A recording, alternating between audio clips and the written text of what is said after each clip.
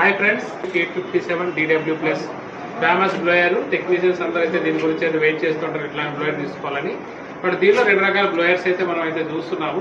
మన ఇన్స్టిట్యూట్లో చాలా బ్లోయర్స్ అయితే ఉంటాయి, మీరు చూస్తుంటారు. బట్ ఈ రోజు అయితే ఒక బ్లోయర్ వచ్చింది. బట్ దీనిలో మనకి ఇది ఫేక్ అని మనం ఐడెంటిఫై చేసాం అనమాట. ఇది ఫేక్, ఇది ఫ్లేక్ బ్లోయర్ అని ఎలా తెలిసింది అంటే దీనిలో కొన్ని ఉంటాయి.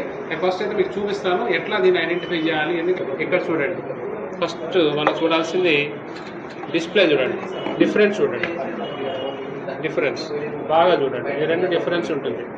ఇది డూప్లికేట్. ఓకే, డూప్లికేట్లో మీకు ఈ డిస్ప్లే ఫస్ట్ తెలిసిపోతుంది. సెకండ్ మీ హ్యాండిల్, రెండు హ్యాండిల్స్ చూడండి ఒకే దగ్గర పెడతాను. ఓకే, ఏం తెలుస్తుంది? సైనింగ్.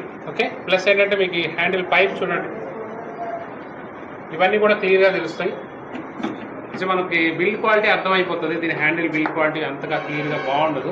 కాకుండా మనకి ఒకసారి బ్యాక్ సైడ్ కింద, బ్యాక్ సైడ్లో ఏముంటుంది సార్ అంటే చూడండి, రెండు డిఫరెన్స్.